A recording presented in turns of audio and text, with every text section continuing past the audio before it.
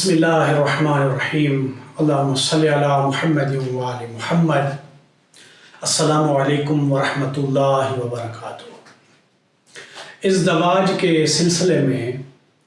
سب سے اہم ترین اور مشکل ترین جو مرحلہ ہے، سب سے مہم ترین جو نقطہ ہے، جو اہم ترین اقدام ہے، وہ اپنے شریک حیات کا انتخاب ہے۔ شریک حیات کے انتخاب کے لیے 4 اہم مراحل کی جانب میں توجہ مبذول کرانا چاہتا ہوں۔ دیکھیں، جب بھی کوئی فرد اپنے شریک حیات کو انتخاب کرنا چاہتا ہے تو اس سے پہلے جو ہے نا، یہ 4 مراحل سے اگر وہ گزرتا ہے، وہ 4 مراحل پر اگر وہ توجہ دیتا ہے تو یہ اس کے لیے ایک وہ اس کو پچھتانا بھی نہیں پڑے گا، اور اس کا صحیح جو ہے وہ انتخاب جو ہے وہ قرار پائے گا۔ سب سے پہلا نقطہ جو ہے وہ ہے شریک حیات کو دیکھنا، مشاہدہ کرنا، نظارہ کرنا، شریک حیات ایک دوسرے کا دختر و پسر کا ایک دوسرے کو دیکھنا، لڑکی اور لڑکے کا ایک دوسرے کو دیکھنا۔ جب وہ دیکھتے ہیں ایک دوسرے کو تو اس میں یہ چیز ہے کہ جب انہوں نے ایک دوسرے کو دیکھا تو اس دیکھنے میں آیا ان کے دل میں جگہ اپنے جس کو دیکھ رہے ہیں اس کے لیے کوئی جگہ بن پائی ہے، وہ آپ کو پسند آیا ہے کہ نہیں۔ میری مراد یہ نہیں ہے کہ جو ہے وہ ایک دوسرے کے عاشق ہو جائیں یا جو مجازی محبتیں اور اس طرح کی کہانیاں، یہ نہیں ہے۔ مثلا آیا جو ہی انہوں نے دیکھا، کیا اس کے لیے دل میں کوئی جگہ جو ہے وہ بنی ہے؟ تو پھر اس کے بعد آپ جو ہے نا اگلا مرحلہ جو ہے وہ کریں۔ اس میں پھر جو ہے وہ ہے گفتگو کرنا۔ دختر و پسر کہیں، بیٹی و بیٹا، یا لڑکی اور لڑکا جو ہے وہ آپس میں وہاں بیٹھ کے ایک گفتگو کر رہے ہیں، اپنے ایک دوسرے کی ایک فکر ذہنی اور اس چیز کو سمجھنے کے لیے، اور ایک دوسرے کو سمجھنے گفتگو کر رہے ہیں۔ لیکن یہ گفتگو جو ہے وہ آزاد نہ ہو، بلکہ یہ کیا ہو، یہ بزرگوں کے تحت نظر ہو، بزرگوں کے تحت نظر ہو، یہ بزرگوں کے کنٹرول میں ہو کہ یہ گفتگو ہو رہی ہو۔ ایسا نہیں ہے کہ آپ ان کو آزاد چھوڑ دیں، وہ پھر جس طرح کی گفتگو کرتے، نہیں، بزرگان کے تحت نظر اور ان کے کنٹرول میں جو ہے وہ ایک مناسب سی جو ہے وہ ایک گفتگو کریں، وہ ایک دوسرے کو سمجھ سکیں۔ اور تیسری جو چیز ہے، تیسرا مرحلہ جو ہے وہ ہے آگاہی۔ یہ جو 2 فرد جو ہے وہ بننے جا رہے ہیں، ایک دوسرے کا شریک حیات بننے جا رہے ہیں، تو ہمسر بننے جا رہے ہیں، تو انہوں نے وہ آپس میں جو ہے نا وہ ایک دوسرے کے لیے وہ آگاہی وہ کریں گے، یا 2 خاندانوں کا آپ کہہ لیں کہ وہ ایک دوسرے کے لیے تحقیق کریں گے۔ وہ یہ پوچھیں گے کہ آیا یہ جو 2 فرد ایک دوسرے کو اپنا شریک حیات بنانا چاہتے ہیں، کیا یہ ہم کفو ہیں؟ اس میں آئے گا ہم کفو، یہ ایک دوسرے کے کفو ہیں۔ لیکن یہاں پہ بہت سارے لوگ جو ہے وہ خطا کر جاتے ہیں۔ وہ لوگ یہ سمجھتے ہیں کہ کسی کے پاس اگر لڑکے کے پاس اگر ایم اے کی کوئی ڈگری ہے تو پھر اس کا ہم کف وہ لڑکی قرار پائے گی جس نے ایم اے کیا ہو، یا لڑکے کے پاس پی ایچ ڈی کی ڈگری ہے اور اس کا ہم کف وہ اس کو قرار معاشرے کے لوگ اس وقت جو دیتے ہیں کہ اس نے بھی پی ایچ ڈی کی ہو، یا مثلاً وہ کہتے ہیں کہ اس میں ہم کف کے لیے مال و دولت کو جو ہے وہ ہم کف نہیں، یہ چیزیں جو ہے وہ معیار نہیں ہے۔ ہم کف کا مطلب یہ ہے کہ انسان کے آپ ایمان کو دیکھیں، ایمان کے ساتھ آپ نے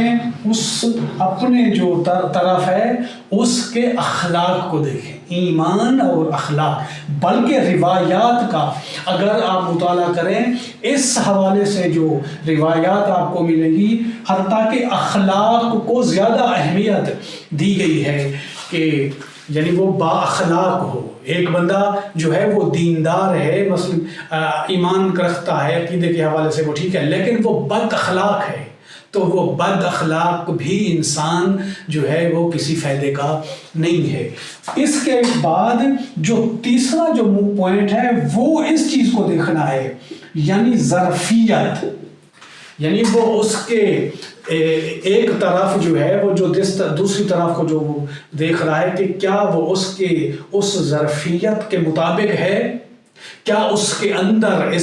یہ ایک دوسرے کے ہمسر اور یعنی یہ شریک حیات بننے کے لیے یہ صلاحیت اور لیاقت جو ہے وہ طرف رکھتا ہے۔ اگر وہ لیاقت اور صلاحیت رکھتا ہے تو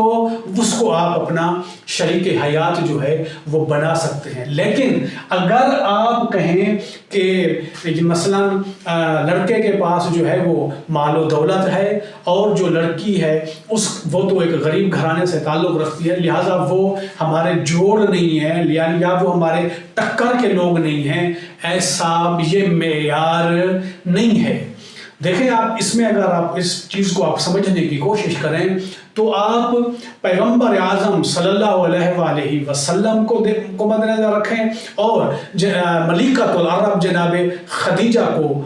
جو ہے وہ مد نظر رکھیں، اور حضرت خدیجہ کو بھی آپ ان کی ثروت اور دولت کو مد نظر رکھیں، ادھر پیغمبر اعظم کے جو ہے وہ مالی وسائل کو بھی آپ مد نظر رکھیں۔ تو یہ چیز آپ کو یعنی مال و دولت جو ہے وہ معیار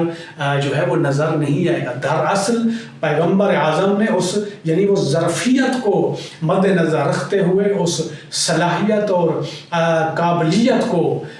مد نظر رکھ کے جو ہے وہ اس ازدواج کو قبول کیا ہے۔ پھر تھوڑا اس میں سن کا بھی جو ہے وہ بھی اس کو بھی مد نظر جو ہے نا وہ نہیں دیکھا گیا ہے، فقط یعنی ایک ظرفیت اور اس کے یعنی ایک ایمانی تقاضوں اور جو ہے اس کو مد نظر جو ہے وہ اخلاق کو مد نظر رکھا گیا ہے۔ لہٰذا یہ معیار بالکل نہیں ہے کہ جی فلاں جو ہے وہ ان کے پاس پیسہ اور دولت زیادہ ہے اور فلاں کے پاس کم ہے، لہٰذا یہ ہمارے یہ برابر کے یا جی ٹکر کے لوگ، یا مثلا جی ہم کفو نہیں ہے، نہیں، مال و دولت کو معیار یہ جو ہے نا یہ اصلاً یہ چیز وہ نہیں ہے۔ لہٰذا اور چوتھا جو مرحلہ ہے چوتھا مرحلہ جی وہ ہے مشاورت، یعنی یہ چیزیں آپ جو ہے وہ جب 3 مراحل یہ کر لیتا ہے انسان تو چوتھا مرحلہ وہ اپنے مخلصین، یا ویسے یہاں پہ ہمارے پاکستان میں تو یہ سسٹم نہیں ہے، اور ملکوں میں یہ یعنی مشاورہ اور یہ مشاورت کا جو ہے وہ سسٹم جو ہے لوگ مہارت رکھتے ہیں اس بارے میں، وہ یعنی ایک اس حوالے سے رہنمائی جوانوں کی جو ہے وہ کرتے ہیں۔ لیکن یہاں کے ہمارے اس ماحول میں اور اس معاشرے میں مشاورت جو مخلصین لوگ ہیں ان کو آپ ایک طرف کے بارے میں، وہ بھی خاص مخلص، ایسا نہ ہو کہ وہ سوء استفادہ کریں یا غلط گائیڈنس دیں یا بندے کو غلط جو ہے نا وہ گائیڈ کر دیں یا کسی تعصب یا اس کا وہ شکار نہ ہو، جس کو آپ مثلا سمجھتے ہیں کہ یہ ہمارے بزرگان میں سے یا کوئی دوستان میں سے مخلص ہے، تو ان کو بتا کے کہ یہ چیزیں ہم نے جو ہے نا وہ مد نظر رکھ کے اب اس مرحلے پہ ہم پہنچے ہیں، اس بارے میں آپ کیا رائے دینا چاہتے ہیں۔ یہاں یہ بھی لیا ہے کہ ہر بندے کو جو ہے نا مشاورے کی ضرورت نہیں، ایک بندہ اپنی عقل اور اپنی معلومات اور اس کے مطابق جو ہے وہ جانچ لیتا ہے کہ جو ہے یہ